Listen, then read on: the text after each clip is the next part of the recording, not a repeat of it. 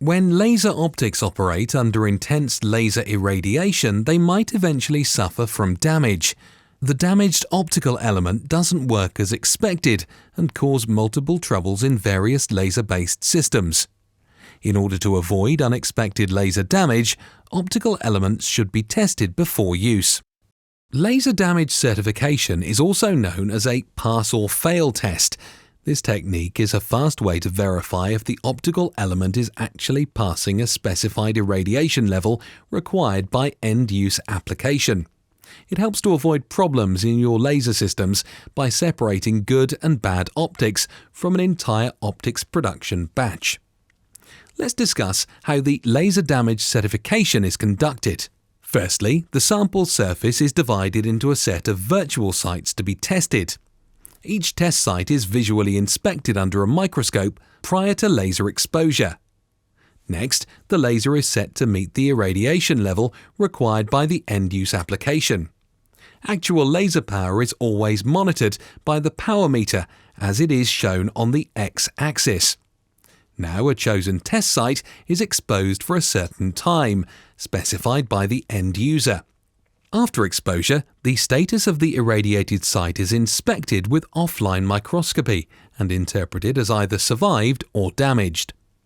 If all exposed sites survive, the damage probability is estimated to be 0, as it is shown on the y-axis. A such optical element is certified as good enough for end-use application. Certification is non-destructive for good optics.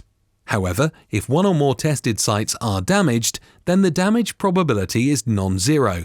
Thus, failed optical element is disqualified and cannot be further used in an actual laser system under the intended specification.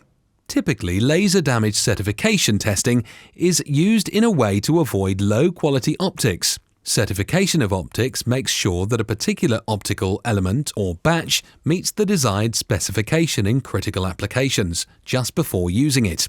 These tests can be personalized and adapted for high-throughput testing of functional damage. Be aware that standard testing only interrogates a fraction of optical elements for a limited time. It is not always sufficient to predict the worst-case scenarios. Certification of optics does not provide exact information about the laser-induced damage threshold. Also, it can provide false negative results in two cases: if the optical element features very low defect density, if there is a delayed fatigue effect or aging. For the worst-case scenarios, certification testing can be modified. If an optical element is very large or features low defect density, a raster scan certification is a more reliable procedure.